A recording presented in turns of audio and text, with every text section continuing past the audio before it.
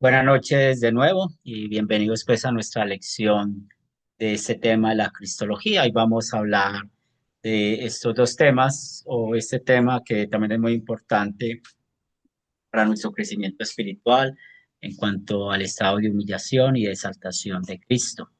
También doy gracias por su paciencia y haber cambiado el día de la clase por hoy, puesto que mañana tengo una reunión con los hermanos del sínodo, que es a esta misma hora, pero vamos a estar aquí trabajando y sirviendo. Y vamos a empezar con oración. En el nombre del Padre, del Hijo, del Espíritu Santo. Amén. Estimado Dios de gran misericordia, queremos dar gracias por la bendición de esta noche estar reunidos en tu presencia, por darnos tu palabra, que para nosotros es viva y eficaz, y cómo esta palabra nos ha enseñado mucho acerca de nuestra salvación, acerca de Cristo y también acerca de nuestro pecado. Por lo tanto, reconocemos que te hemos ofendido en pensamientos, palabras y obras, y gracias mil por no enviarnos al infierno, sino darnos a Cristo Jesús como nuestro Señor y Salvador. Ponemos en tus manos, Señor, nuestras vidas, que el Espíritu Santo siempre sea nuestro guía, nuestro maestro, y que nos ayude siempre a cuidar la verdad de tu palabra. Todo esto lo pedimos en el nombre de Cristo Jesús. Amén. Muy bien, hermanos, entonces hoy continuamos con el tema de la cristología. Vamos a hablar acerca de los estados de humillación y exaltación de Cristo. Esto es muy importante que lo identifiquemos, puesto que ya hemos visto que cuando estamos hablando de quién es Jesús, que es 100% hombre, 100% Dios, ya sabemos que lo creemos como un asunto de fe. No podemos entender bien cómo en una sola persona hay esas dos naturalezas que están unidas. Recuerden lo que vimos en la clase pasada, que no podemos separar esas dos naturalezas y nosotros necesitamos aprender a identificar estas partes de la doctrina que es muy importante en cuanto a quién es Jesús para nosotros. También hoy es una noche donde le damos sentido el por qué usar el credo apostólico. Recuerden que como luteranos confesionales, pues tenemos declaraciones escritas por los cuales usamos para enseñar la doctrina, para defender la doctrina y también para mostrar el compañerismo, que creemos lo mismo. Y una de esas confesiones es el credo apostólico. Y hoy vamos a seguir el segundo artículo de este credo que nos enseña que creo en Jesucristo, nuestro Señor, y de ahí continúa pues la explicación de lo que vamos a hablar. Entonces, muchas veces, así como las personas no entienden pasajes bíblicos porque no conocen la ley y el evangelio, y recuerden que a veces no van a entender cómo es un Dios que es de justicia, un Dios de amor, o como ya hemos hablado también, que podemos hablar de la doble justicia de Dios. Muchos no entienden eso y no lo entienden porque no saben, nunca han escuchado de la ley y el evangelio y por eso siempre inclinan la balanza a un lado. Entonces, un Dios de justicia nos va a castigar, por eso yo tengo que vivir de esta manera para que no me castiguen. Que eso fue lo que ustedes estudiaron en Academia Cristo con el legalismo. O el otro lado, que es donde van a ver muchos fariseos, donde solamente se predica el amor de Dios y escuchamos mucho de personas que hablan de esa manera. Ah, Dios, ¿cómo va a castigar a sus hijos? Yo no creo que Él los va a castigar, a defender esa posición y se inclina la balanza hacia el otro lado, pero ¿eso por qué ocurre? Por ese desconocimiento cuanto a la ley y el evangelio. Lo mismo pasa con Jesucristo. Nosotros leemos las escrituras, leemos los evangelios, pero yo he estado en clases con personas donde empiezan a decir, ah, Jesús dijo esto es su naturaleza humana, pero nunca quieren conectar la naturaleza divina. No, no quieren. Entonces, o al contrario, la que está usando su poder como Dios, pero nunca quieren usar su naturaleza humana. Y recuerden los ejemplos que vimos la clase pasada de temas cuando hacemos dos preguntas. ¿Murió Dios en la cruz? Si usted hace esa pregunta a alguien, usted va a levantar polvo y se va a dar cuenta que pocos saben de Cristo. O cuando hablamos que María es la madre de Dios, también eso va a levantar mucho polvo y se va a dar cuenta de que les falta una comprensión más de lo que la Escritura dice en cuanto a Cristo. Por esto damos gracias a la doctrina que ha creado términos para nosotros poder explicar un poco más acerca de quién es Jesús. Y uno de estos términos es hablar de la humillación de Jesús, ¿cierto? Y hablar de la exaltación de Jesús. Pero vamos a empezar hablando de la humillación de Cristo. Entonces, la pregunta para ustedes, ¿cómo explican ustedes a otras personas qué es la humillación de Cristo? ¿Qué es el estado de la humillación de Cristo? Carola, Bueno, el estado de la humillación de Cristo es que Él, pudiendo hacer las cosas con el poder que tiene de Dios, porque Él es Dios, pues se despojó, como dice la palabra, se despojó de lo que Él es y se convirtió en hombre y se dejó pues humillar. gracias. Vamos a seguir escuchando, Julio. Y buenas noches, Julio. Qué pena no Buena, saludarlo ahora, buenas porque noches, a pastor. veces a veces la recocha Ah, no me deja saludar. sí, Julio. muy buenas noches. Me alegró mucho ver al pastor Luis ahí, él ha estado muchas veces en Nicaragua, muy amable. Realmente en Filipenses 2 del 5 al 11 realmente ahí habla de lo que dijo mi hermanita ahorita, Carola. Realmente él no se aferró a su condición de Dios, sino que se despojó de eso y se humilló en su condición de hombre. Realmente es un acto de amor hacia la humanidad precioso. Bien, Vivi. Bueno, concuerdo bastante con el hermano. Él siendo Dios, estando en la gloria con el Padre, vino a esta tierra en forma humana, siendo hombre, por amor a nosotros, para padecer todo lo que nosotros padecemos y cumplir, ¿no? Con todo lo que nosotros no podemos cumplir. Así que esa es la humillación de él, siendo Dios, él se hizo hombre y no usó sus atributos divinos para defensa propia, sino usó sus atributos divinos para sanar, para curar, para evangelizar, para... Él solo siempre le dio la gloria al Padre, él nunca se exaltó, siempre fue humilde, fue un estado de humillación completo. Eso es lo que yo entiendo. Gracias. Félix. Jesús eh, tenía doble naturaleza, como hombre y como Dios, pero su naturaleza humana no hizo utilización de esa fuerza, de ese poder que le daba el Jesús divino. Entonces, por eso es que él, eh, eh, ese es su estado de humillación, el no hacer uso de esos poderes en forma constante ni plena, y su naturaleza humana siempre estuvo separada en el poder del poder divino que tenía Jesús Dios. Muy bien. Andrea, ¿ya Y, llegó Arturo? y qué bien que podamos definir esto. Entonces ya siempre que vamos a contestar esto, necesitamos decir, entonces, ¿No ha llegado? Jesús, 100% hombre, 100% Dios. Mientras que estuvo en este mundo, él no usó todo su poder como Dios.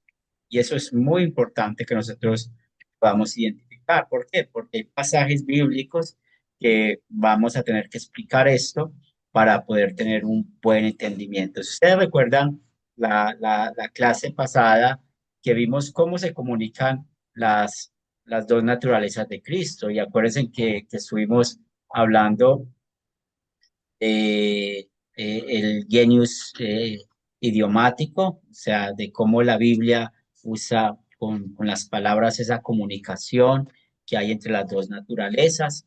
También aprendimos el genius majestático, el majestuoso, que son los textos donde habla más de de la característica de su naturaleza divina, y el apolesmático, que ya tiene que ver con el tema de la redención, que tiene que ver mucho con su naturaleza humana. Entonces, para nosotros poder entender un poco más esto, es aquí donde el estado de la humillación y el estado de exaltación juega un papel importante para explicar la doctrina.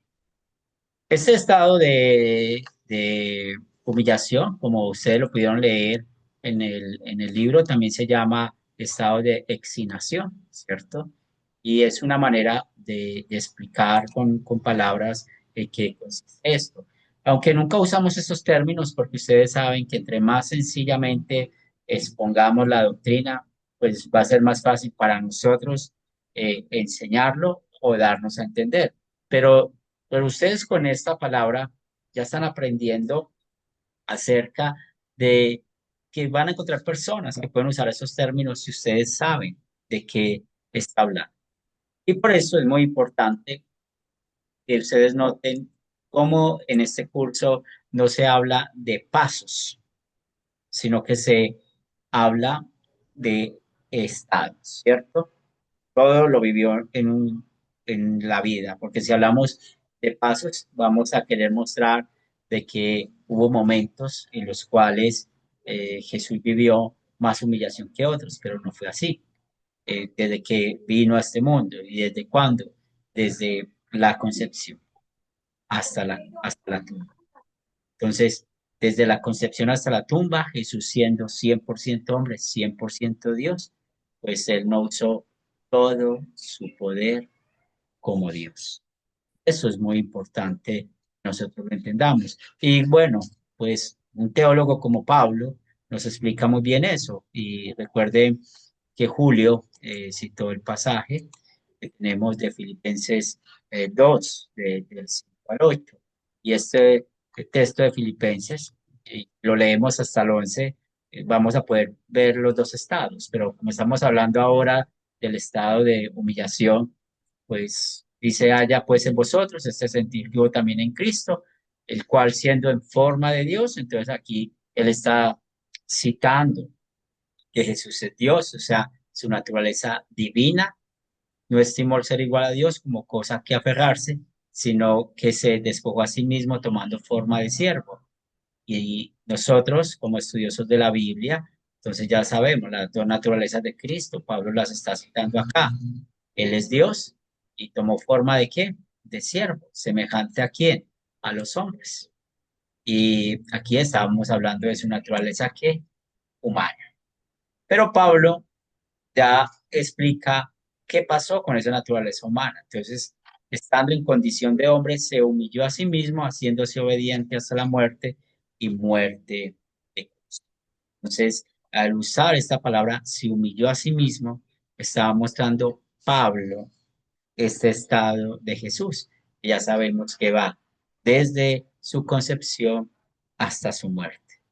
Por eso vamos a checar unos textos bíblicos que nos van a ayudar un poco a entender más en cuanto a lo que la Biblia nos enseña en cuanto a esto.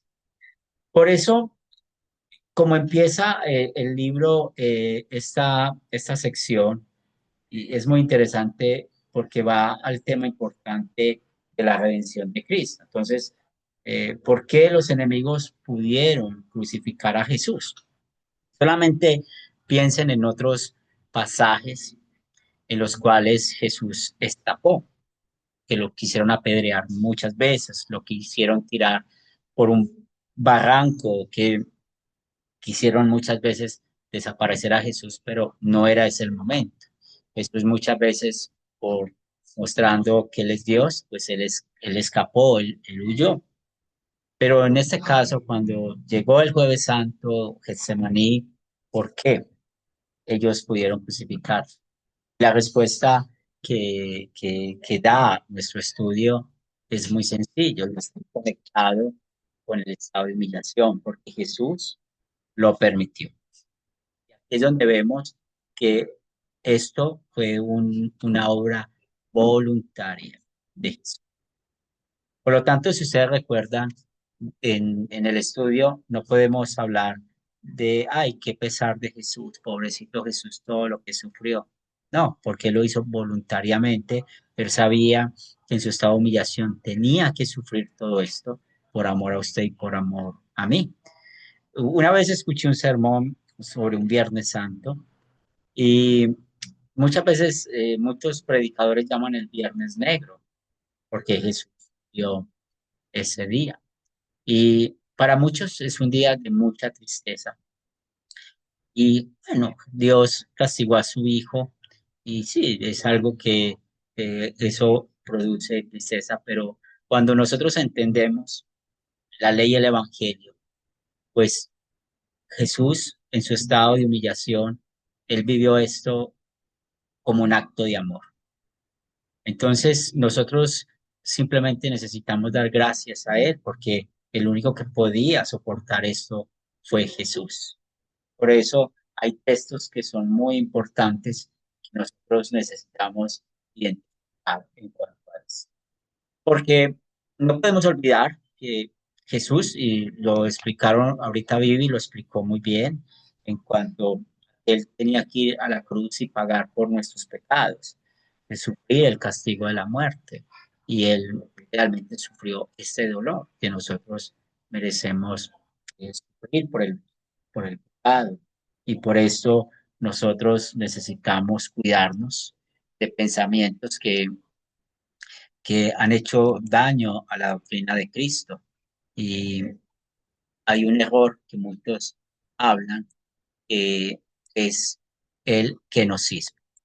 Y la palabra kenos en el griego significa algo vacío, algo que es un hueco. Entonces, ¿qué habla este kenosismo? Dice que la humillación de Jesús consistió en que él se despojó de sus poderes divinos en momentos desde su concepción hasta la muerte. Y esto es el error más grande que ustedes van a escuchar en muchos que quieren hablar acerca de Jesús.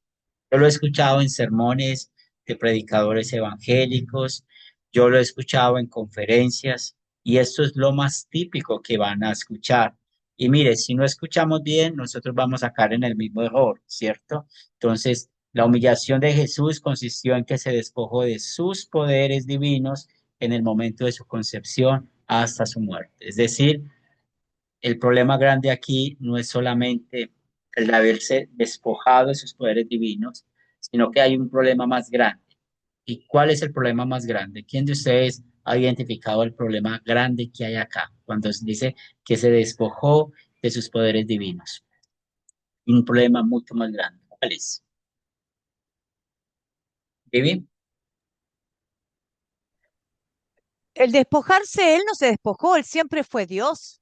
Él retuvo ese poder, no lo puso en práctica, no lo usó para salvarse. Porque si él no hubiese sido Dios, no nos podía haber salvado a nadie, se hubiese salvado a sí mismo. Porque Muy él bien, murió siendo Dios para salvar al mundo. Era la única forma de poder ser salvo. muy Él bien, retuvo ese poder para poder cumplir la obra salvadora, porque era la única forma. Y nosotros podemos ver en el tremendo castigo cómo Dios aplicó toda la ley sobre él que merecemos nosotros por los pecados del mundo. Pecados tremendos, porque uno no son pecados que uno puede decir, robé, no, hay pecados tremendos que él tuvo que pagar sin haber hecho nada. Entonces, él siempre fue 100% Dios y 100% hombre, y necesitaba ser Dios en la cruz también para salvarnos a todos. Eso es lo que yo entiendo, pastor. No sé si está sí, bien o está bien explicado. Julio, Sí, no sé si estoy en lo correcto, pero me corrige. Una demostración de eso, que él nunca dejó de ser Dios, es cuando a Pedro, él le dice, Pedro, Satanás te ha pedido para sacudirte. Él era Dios Él era Dios realmente, entonces, no sé si estoy en lo correcto, pastor, gracias. Sí, estás hablando de un tema bueno y enseguida vamos a complementarlo. Carola, Pastor, el estado de máxima humillación de Jesucristo fue morir, sí, me parece. sí. Félix, Bueno, en cuestión de el concepto que tenían del poder que ejercía Jesús como, como hombre y como Dios, el poder divino de Jesús se manifestó después de la resurrección. El gnosticismo decía que podía ser que Jesús se despojó de todas sus propiedades divinas para convertirse en un simple ser humano. Se- este error decía que Jesús mostró una naturaleza de hombre y perdió su naturaleza divina. Perdió la omnisciencia, calmaba las tormentas, los poderes de cambiar el agua en vino. Todos esos poderes él los había perdido como hombre. muy bien, y qué bueno que puedan identificar esos dos errores. Entonces, el primero, pues está negando la divinidad de Cristo. Y si se niega la divinidad de Cristo, pues no solamente es falsa doctrina, sino que no vamos a poder salvarnos. Y segundo, el punto que cita Julio está muy bien en cuanto a cómo usar la escritura. De las personas no usan bien la escritura y al decir esto, pues están negando todo lo que la Biblia y generalmente piensen, cuando ustedes escuchen estas cosas, ustedes pueden pensar en un testigo de Jehová, ustedes pueden pensar en un mormón, ustedes pueden pensar en iglesias unitarias que siempre están buscando eh, textos, palabras, frases que nieguen que Jesús es Dios. Y sabemos que detrás de todo esto está el diablo. Entonces, el kenocismo por sí es eso. El ejemplo que puso Félix se conoce como el kenocismo moderado. Esto, pues, realmente se atacó más la esencia de quién es Jesús al quitarle esos atributos.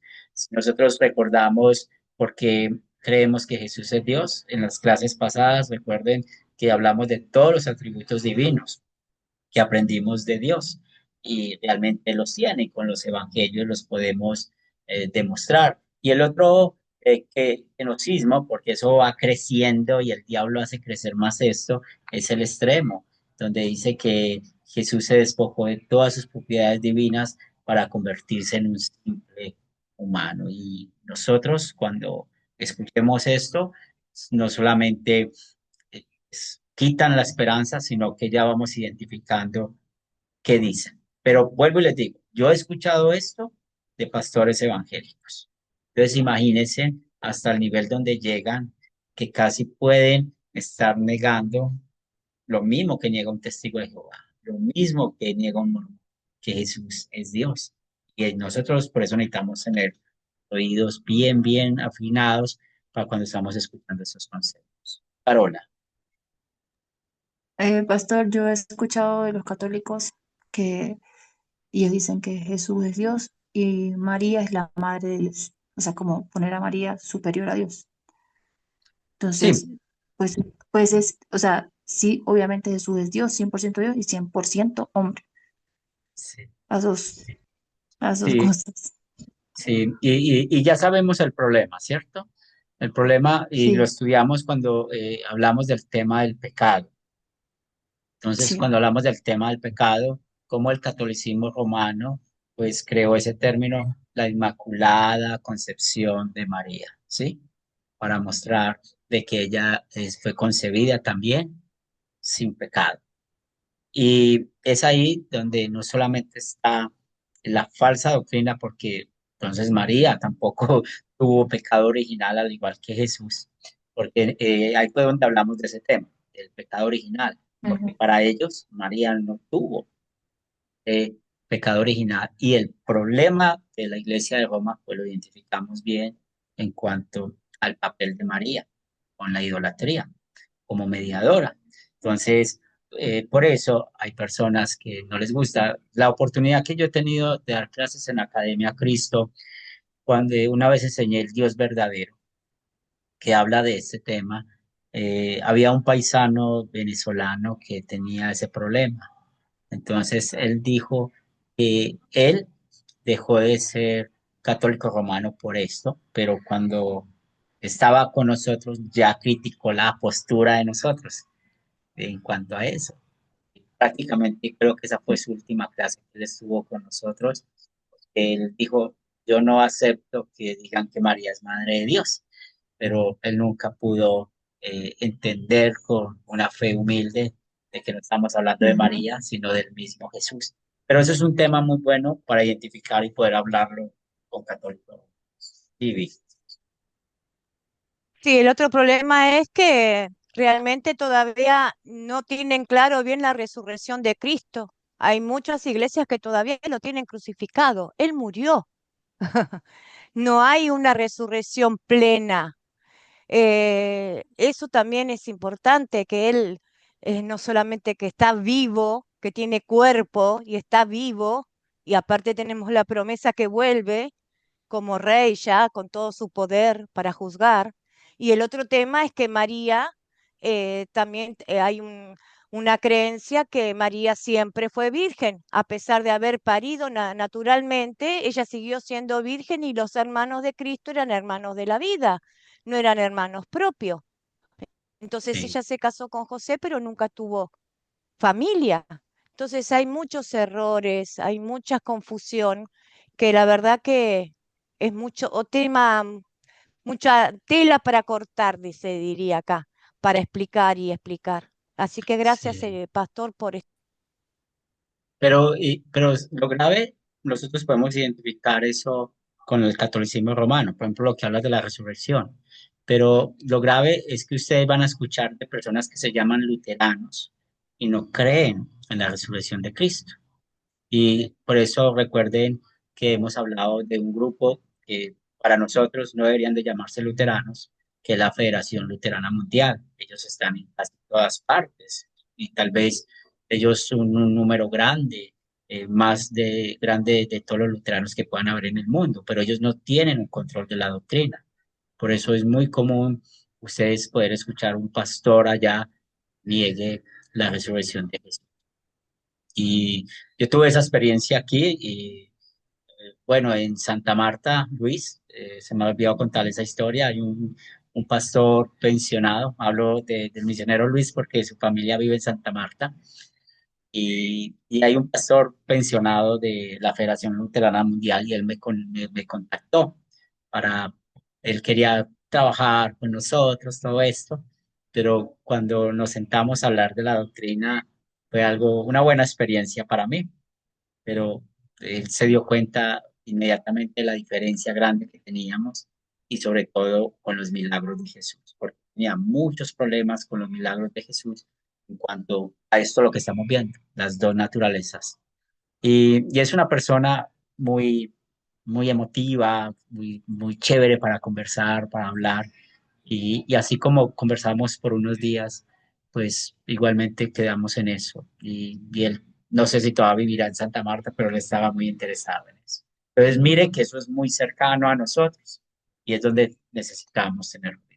Entonces, como estamos aprendiendo para presentar defensa, pues el mismo estudio les presenta a ustedes estos textos bíblicos, ¿cierto? Entonces Cristo insistió que tenía su naturaleza divina, como está en Juan 8:58.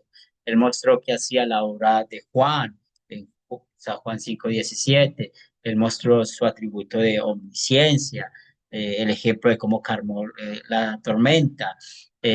Pues claramente Dios no puede cambiar, eso es un atributo de Él y el que el Hijo de Dios se despoje de sus propiedades es efectuar un cambio de Dios pero realmente el gnosticismo es lo que dicen esa falsa doctrina, ¿cierto? Por ejemplo, el gnosticismo debe enseñar que durante los 33 años debió suspenderse la eterna generación del Hijo por el Padre, la procedencia del Espíritu Santo del Padre y del Hijo, como también el gobierno del mundo por medio del Hijo. Entonces, acuérdese del efecto dominó. Si se cae una ficha, van a caer todas. Y por eso nosotros estamos dedicando mucho tiempo a hablar de esos temas, porque estamos hablando de nuestra fe, de nuestra salvación. Cuando enseñamos a los grupos sembradores, cuando enseñamos a personas que van a tener estas ideas, pues nosotros cómo vamos a estar preparados para presentar defensa usando esos textos bíblicos, preguntarles a ellos, bueno, ¿cómo podemos interpretar esto? Porque si no creemos en que Jesús tiene esa naturaleza divina, pues no vamos a entender esto. Y si vemos que una persona niega eso, pues es una clave de entender que no es una persona salva, porque está negando una doctrina. Claro, con el kenosis,ismo, esto es lo más típico que se escucha de verdad para que ustedes puedan entender en el mundo cristiano, y pongo la palabra cristiana entre comillas, en el cual vivimos. ¿Tienen alguna pregunta, algún comentario de esto?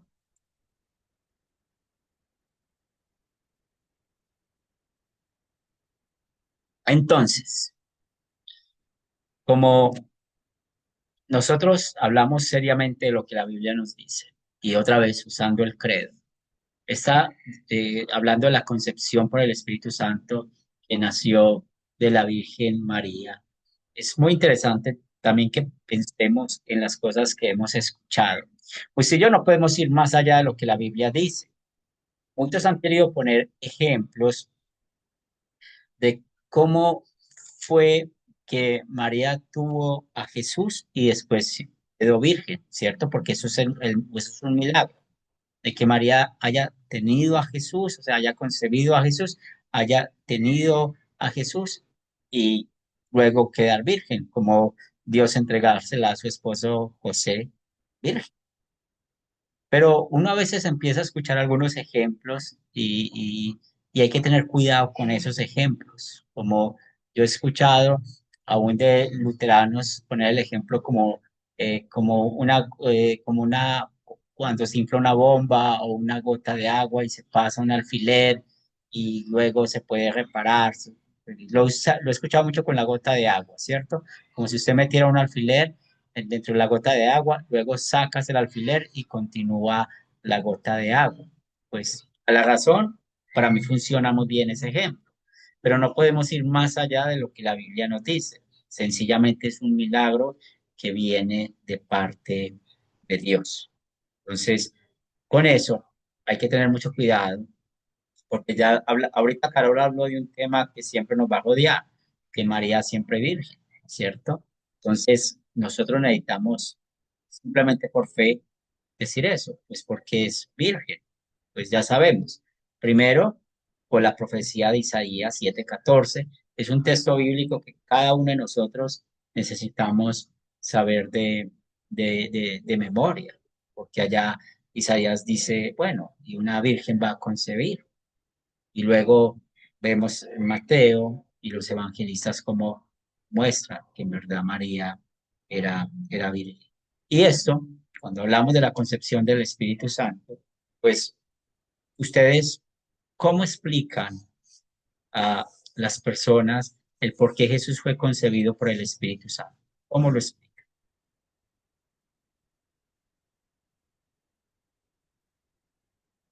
Vivi, Lo explico de la forma que lo explica la Biblia, que el poder de Dios la cubrió como una sombra, que es un milagro que hizo el Señor. Cuando se le presentó al ángel Gabriel, ella le preguntó, ¿cómo va a ser esto? Yo no conozco varón. Pero él le dijo, te cubrirá el poder de Dios como una sombra. Aparte, lo que yo siento en esa palabra, que la verdad que me llena de emoción de esa palabra, es que ella nunca supo. Dios fue tan delicado, Dios fue tan respetuoso, que ella jamás supo. Nunca se dio cuenta que ya había concebido.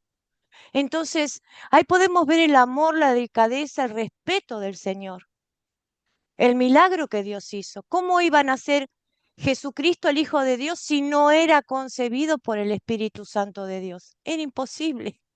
Entonces, tenía que tener su parte humana por María, porque ya estaba en la genealogía, como usted explica tantas veces, la descendencia de David, iba a nacer el Mesías, un rey que nunca se iba a mover de su trono.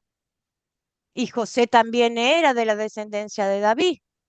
Pero lo que yo explico es eso, que el amor, la ternura, el respeto de Dios la cubrió con una sombra y nunca ella supo en el momento que había concebido y estaba embarazada.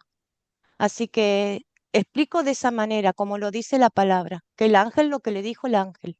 Nada más. Muy bien. Y, y muy bien explicado y también para complementar el por qué fue concebido por el Espíritu Santo, tiene que ver con el pecado, ¿cierto? Con el pecado original. Es ahí donde Jesús, en verdad, fue concebido diferente a nosotros, y como enseña el Salmo 51:5. Porque otra vez, esto no solamente es cuestión de fe, sino también el por qué Dios lo hizo. Y nosotros venimos de hombre y mujer con el pecado original, pero Jesús no. Por eso esa concepción por la obra del Espíritu Santo. ¿Y por qué les hago esta pregunta? Piensen en los que creen que los niños no tienen pecado.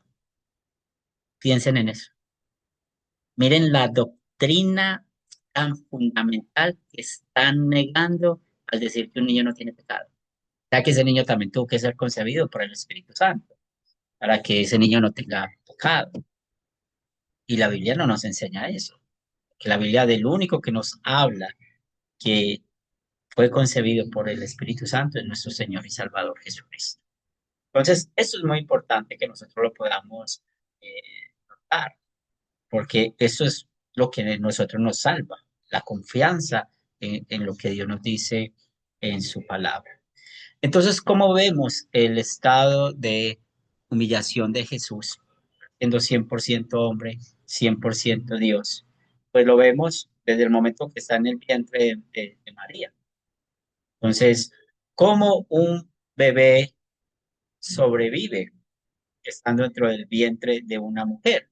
Pues todos nosotros sabemos.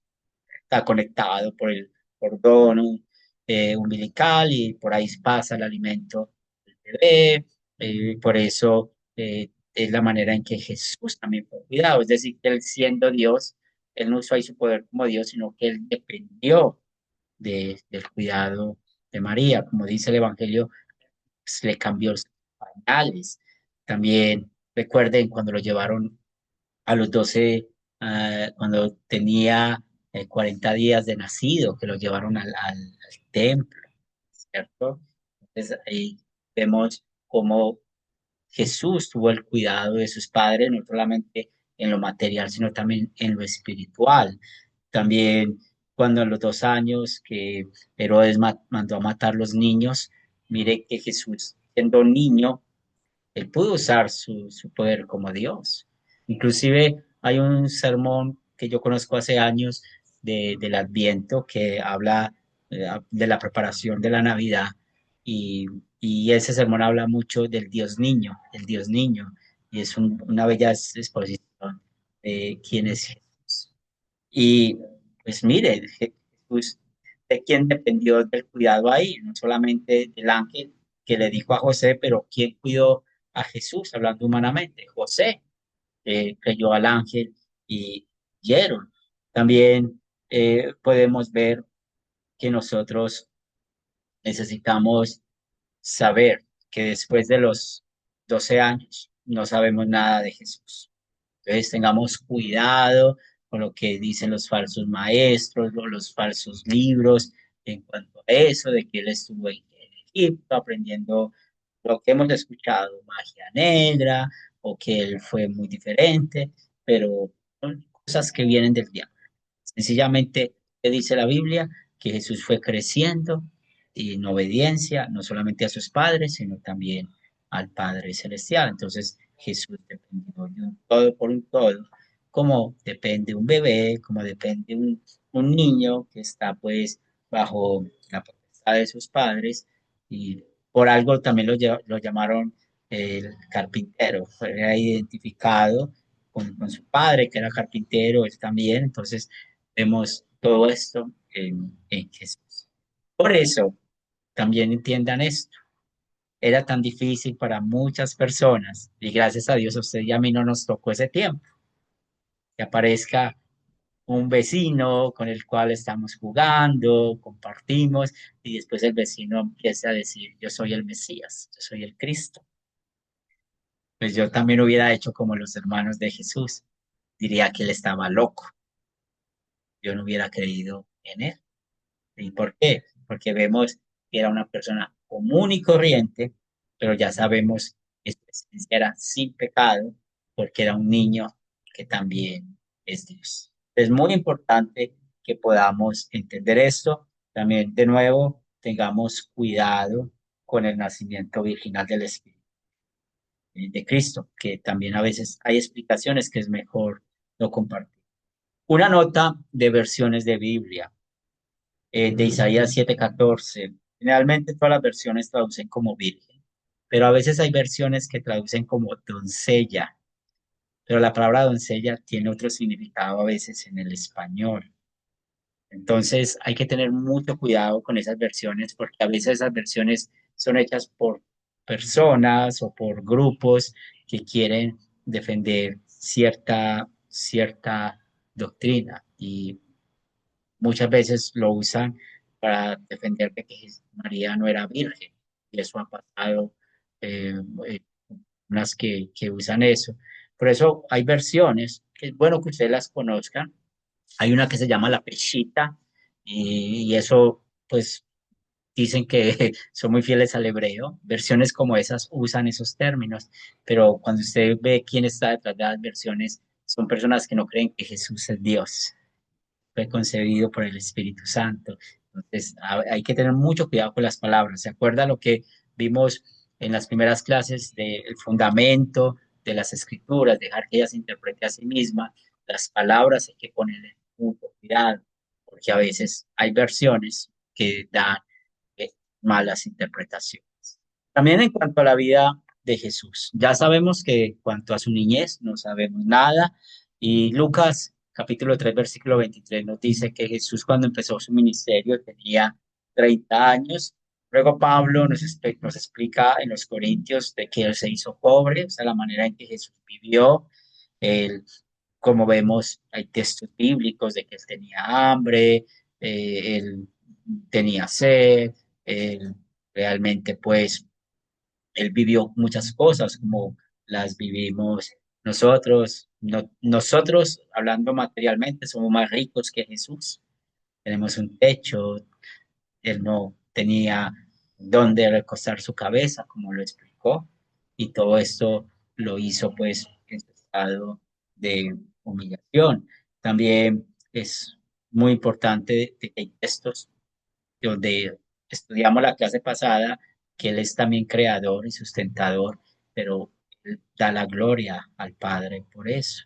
También hay un texto en Lucas donde se muestra que Jesús fue apoyado en las ofrendas de las mujeres, y también podemos ver de que Él, siendo creador del mundo, el mundo lo rechazó, y también cómo fue Él llevado a la cruz, porque siempre me premiaron. Como él decía, yo soy Dios, el Hijo de Dios, Dios mismo, nunca ellos quisieron creer en eso. Por eso es muy importante que en la vida de Jesús también podamos ver que él, siendo 100% hombre, 100% Dios, no usó todo su poder como Dios, pero también hizo milagros.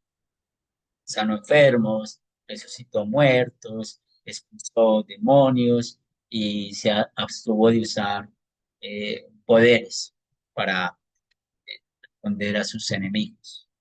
Entonces, es muy importante esto cuando nosotros tenemos historias bíblicas. Por eso es muy bonito ese método que ustedes aprendieron de las 4C en la Academia Cristo. Nunca olviden ese método.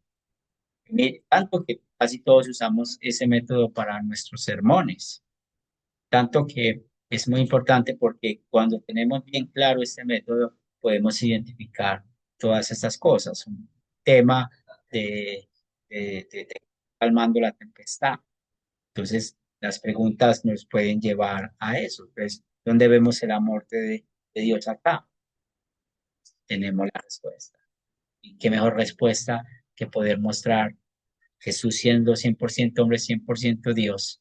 Él no usó todo su poder como Dios, pero la Biblia nos muestra que en oportunidades, pues Él usó esas propiedades siendo Dios. Entonces aquí está el genius majestático o el genius de majestad, ahí está, para poder actuar. La comunicación de las dos naturalezas, cómo se comunicaron entre sí. También dentro del credo apostólico vemos la parte de que él sufrió bajo el poder de Poncio Pilatos, crucificado, muerto y sepultado. Entonces ya sabemos que esto, primero que todo, fue profetizado en el Antiguo Testamento. Segundo, podemos ver su actitud en Getsemaní, es a quien buscan. Y vemos que Jesús sencillamente se entregó. Él dijo, luego él tuvo juicio, el Sanedrín, pero resulta que en la época de Jesús, los líderes religiosos no podían eh, condenar a nadie a muerte. Aunque ellos a veces podían abusar de eso, supuestamente usando las leyes ceremoniales que ellos creían y castigaban a personas por adúlteras, por todas las cosas que nosotros sabemos. Pero en sí, Roma era el único que podía condenar a muerte a una persona. Y por eso él tuvo que ser llevado ante Herodes, ante Pilatos. Él tuvo que ser llevado allá para que lo pudieran declarar como un culpable. Pero, ¿qué hizo Jesús en todo este momento? Ahí vemos su humillación. Él no usó todo su poder, él sencillamente guardó. Es verdad, los clavos que pusieron a Jesús, eso pudo doler. Yo tuve un accidente en este dedo empezando la clase con ustedes, todavía no me he curado del todo y prácticamente el dedo se estalló, me cayó una reja en esto y mucho dolor. Yo me imagino a Jesús en sus manos, con clavos, como sus pies se traspasaron con clavos. Él sufrió todo ese dolor verdaderamente. También, pues como fue humillado. Si eres el Hijo de Dios, bájate. Cómo vivió su agonía, cómo él en verdad vivió el peor castigo. Dios mío, ¿por qué me has desamparado? Es ahí donde Dios abandonó a Dios, donde Jesús estaba sufriendo el castigo del infierno por nosotros. Y tengan en cuenta esto porque en la próxima clase vamos a hablar del estado de exaltación de Jesús y podemos ver que él realmente murió. Su alma se separó de su cuerpo. Y también recuerden que él no tenía un lugar donde sepultarlo. Y bueno, damos cuenta de la historia bíblica que pasó con José de Arimatea. Y eso es lo que teníamos para esta noche, hablando del estado de humillación. La próxima clase vamos a hablar del estado de exaltación, que es muy interesante que le dediquemos buen tiempo a esto. ¿Por qué? Porque es donde necesitamos nosotros como estudiosos de la Biblia poder dar un buen explicación a los hermanos o a quien tenga dudas en cuanto a esto. ¿Preguntas, comentarios? Muy bien, entonces vamos a marcar hasta acá. Hemos completado nuestra hora de estudio. El próximo jueves terminamos con esta sección. Y bueno, vamos a pedir a nuestro hermano invitado, a Pastor Luis, para que nos despida con oración, por favor.